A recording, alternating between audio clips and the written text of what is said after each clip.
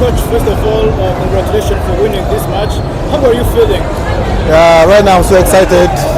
I feel so good. I feel the win has given me too much strength and energy. I'm so glad to my team. Today we worked as a team, all of us, and it has really made me so happy. I'm so excited about the results. Yeah, what I was expecting, of course, I expected to win because I prepared so well for the teams that are coming to play with us. I already knew how to play them tactically and technically, so I was ready for them. That's what I can say basically.